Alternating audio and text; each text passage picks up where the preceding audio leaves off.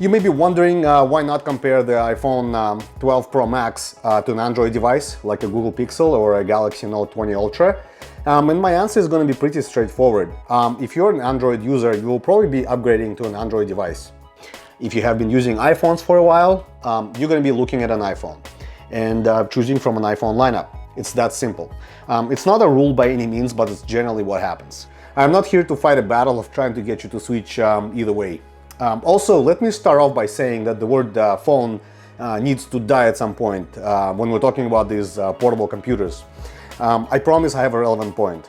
The phone capability is the last thing on my mind, and probably not even in the top 3 most used features for a lot of people. Not for me, but for sure.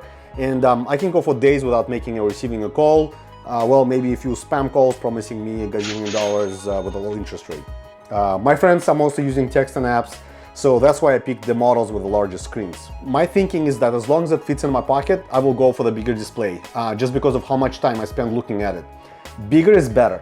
And please don't tell me where you can or cannot reach with your thumb. The only downside is you will pay for this privilege, as these are usually top-of-the-line devices. Now, if you're a budget-minded individual, there are plenty of other options. Hang on. Yep.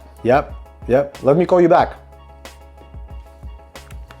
I don't want to drown you guys in specs and want to focus on things that really matter. To me, that's just these 4 things: the screen size, the display technology, the phone's camera, and storage. Let's just get one thing out of the way first. I think the 64GB or 128GB capacity just doesn't make sense. If you're using your phone for taking videos and photos, you will be out of room pretty quickly. The sweet spot that I found that works for me is 256 gigs. So let's just stick with this so we're comparing apples to apples. No pun intended. All of these phones are pretty fast, and honestly, I cannot tell the difference in how quick the apps run on iPhone XS Max versus 12. By the way, when I say iPhone 11 or 12 throughout the video, I always mean the Pro Max models. So all of these devices have OLED panels. It basically means that the individual pixels can be turned on and off completely for a better viewing experience, especially when watching movies. But there are some key differences. Both the iPhone XS Max and 11 Pro Max have 6.5-inch screens, and the iPhone 12 Pro Max gets a 6.7-inch display. Having said that, the difference in size is negligible. I've used all of these and I can't tell the 12 Pro Max is so much bigger unless I hold it next to the other two. The 0.2-inch difference is really nothing. So that's not something to be sold on. Don't even think about it too much.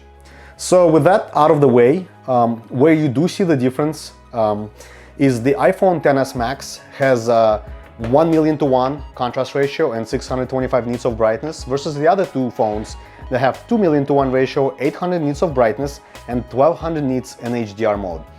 That's a big change right there. So display-wise, I would say the 11 and the 12 are pretty much identical, apart from a tiny size difference. Let's talk about the camera.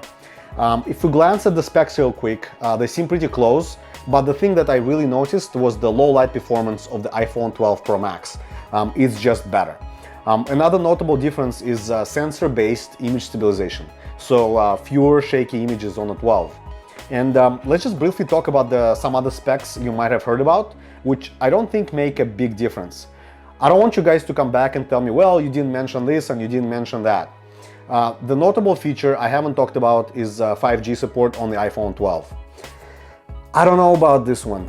It doesn't seem like it's ready for prime time. The coverage is just not there yet. Yes, it's nice to have a future-proof device, but my concern is that by the time the 5G network rolls out, you will have already upgraded to another phone. Now, what about the built-in LiDAR, which is basically a laser sensor on the iPhone 12 Pro Max? Again, I haven't seen it make a noticeable difference compared to the 11. Both seem to focus equally fast in the dark, and I'm not worried about VR app support or whatever. Now, where does this leave us? If you always go for the best and money is not an object, iPhone 12 Pro Max is the phone to get. No need to watch this video, just kidding. It's the best phone in the Apple lineup, hands down, granted by a somewhat slim margin compared to the 11. There are no compromises, and even though it does have a little bit smaller battery, you should be getting the same performance as on the 11 Pro Max. There's nothing wrong with the iPhone XS Max here, which you can just buy as a refurbished or a used model, and for less than half the price of the iPhone 12. It's not a bad deal. If you're not super concerned with not having the best camera, I think it's a totally viable choice. Note, I didn't say it has a bad camera, by the way.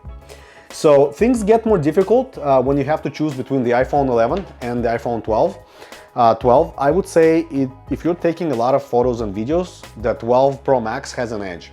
It's not a huge difference, but you would notice it. In my opinion, a lot comes down to the price difference between these two. The 12 Pro Max right now is about $1,200, so if you can get the iPhone 11 several $100s cheaper, then it might make sense to go for the 11. If you already have an iPhone 11, I would not upgrade. It's just really hard to justify it. Wait for another iteration or two. So my pick is the iPhone 11 Pro Max at the right price. Don't get me wrong, the iPhone 12 is great, but it's more of a slight evolution from the previous generation. Subscribe to my channel, comment below, and let me know what you guys think.